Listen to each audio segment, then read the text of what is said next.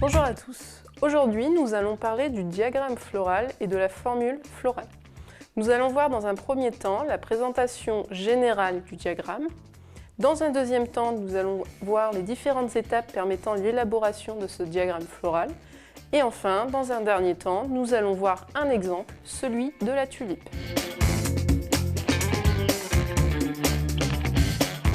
Passons à la première partie, la présentation générale du diagramme. Alors, les pièces florales sont disposées en couronnes qu'on appelle des verticilles. Ces couronnes sont au nombre de 4.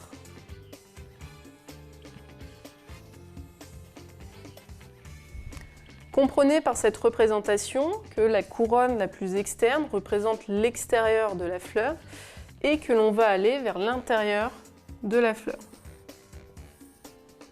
Donc ici, je suis en partie la plus externe et ici en partie la plus interne.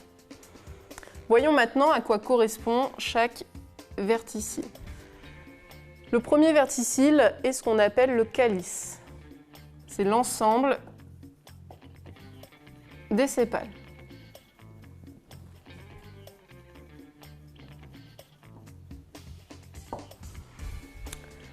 Le deuxième verticille est ce qu'on appelle la corolle. C'est l'ensemble des pétales.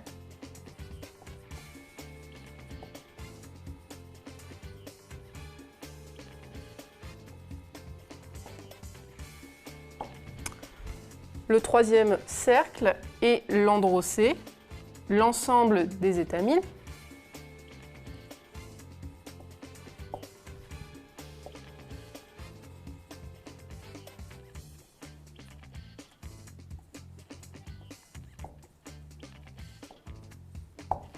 Et enfin, le cercle le plus au centre est ce qu'on appelle le gynécée, c'est-à-dire l'ensemble des carpelles.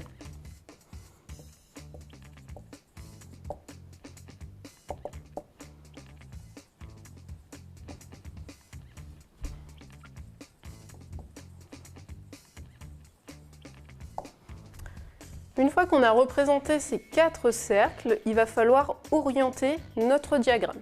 Alors pour comprendre comment s'effectue l'orientation, nous allons schématiser notre fleur. Ici, je représente la tige.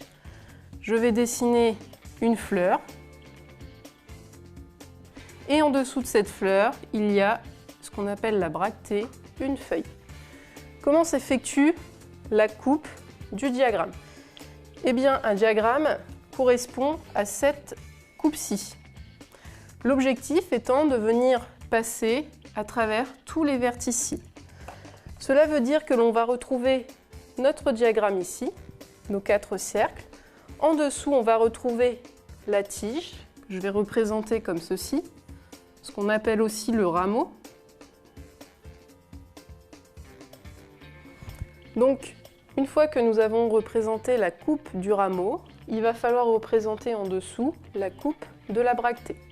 Donc nous allons représenter la bractée par ce symbole-ci.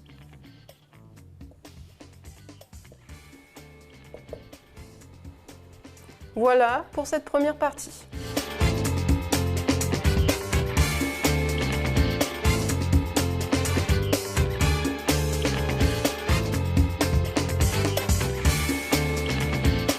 Passons maintenant à la deuxième partie, les différentes étapes permettant l'élaboration du diagramme floral.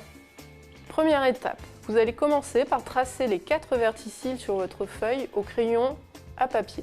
Cela vous permettra de faire un dessin soigné et lisible. Vous effacerez ensuite ces 4 tracés à la fin de votre schéma. Deuxième étape, vous allez commencer par effectuer la dissection de votre feuille, c'est-à-dire que vous allez commencer par détacher les pièces florales les plus externes, c'est-à-dire les sépales.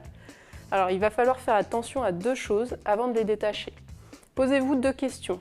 Est-ce qu'il y a un décalage avec les autres pièces florales? Deuxième question, est-ce que les pièces sont-elles soudées?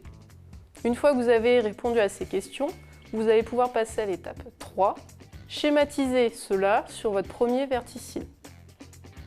Quatrième étape, vous allez ensuite répéter les étapes 2 et 3 avec les autres pièces florales. Faites attention, pensez à changer de verticille à chaque fois que vous faites effectuer un changement de pièce florale. Passons maintenant au symbole. Lorsque vous allez devoir représenter sur vos verticilles les sépales et les pétales, vous allez devoir schématiser ces pièces de cette manière. Les étamines ressembleront à cela. Et enfin, vous allez symboliser l'ovaire par un rond. Pensez à l'intérieur de ce rond à représenter le bon nombre de carpelles et le bon nombre d'ovules. Voilà pour cette deuxième étape.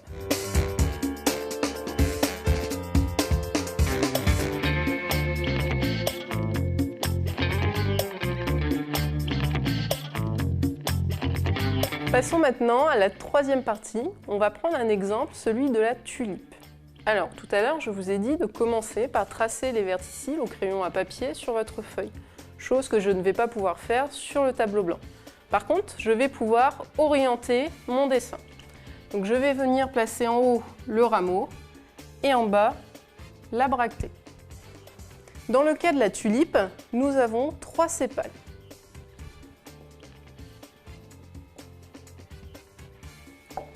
Ces sépales, je vais donc venir les représenter sur le cercle le plus externe.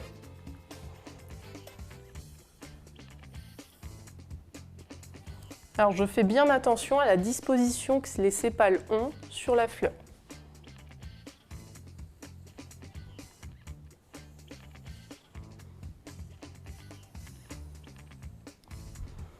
Ensuite, on va passer au cercle suivant, c'est-à-dire la corolle, les pétales. Dans la tulipe, nous en avons également 3.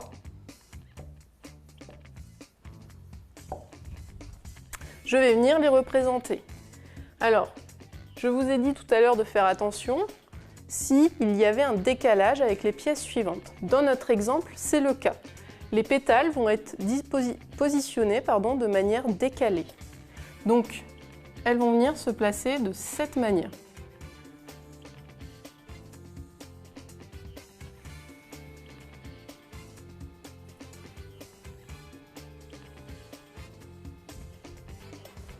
Une fois que c'est fait, je peux passer aux pièces florales suivantes, les étamines.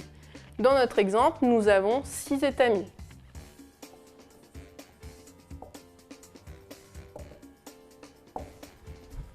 Encore une fois, je fais attention à leur disposition.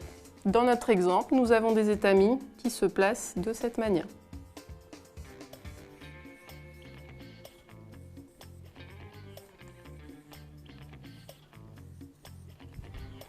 Enfin, dernier cercle, celui du carpel. Dans notre exemple, nous avons 3 carpelles soudées.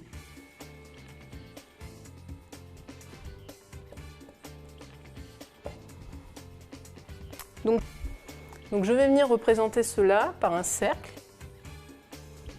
Je dessine mon ovaire. Je vais maintenant venir découper cet ovaire en 3 loges, puisqu'il y a 3 carpelles. Et je pense à représenter le nombre d'ovules. Dans notre exemple, il y a un ovule dans chaque loge. Nous avons ici le diagramme floral de la tulipe. Il nous reste maintenant à faire la formule florale de cette fleur. Alors la formule florale, c'est très simple. Il va falloir reprendre tous ces éléments. Donc, premier élément, je pars toujours du plus externe pour aller vers le plus interne.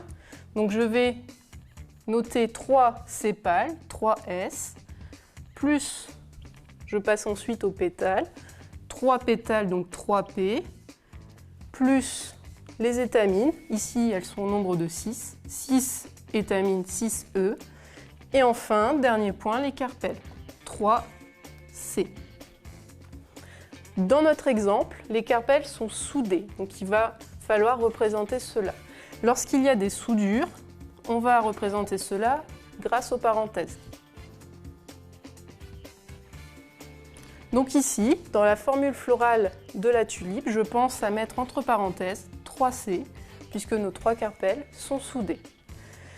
Imaginons que dans notre diagramme, il y ait eu d'autres pièces florales soudées, par exemple les sépales. Il aurait fallu que je rajoute sur mon diagramme des petits ponts pour représenter la soudure entre les pièces. Dans ce cas-là, il faudrait penser à rajouter les parenthèses autour de 3S. Voilà pour notre dernière partie.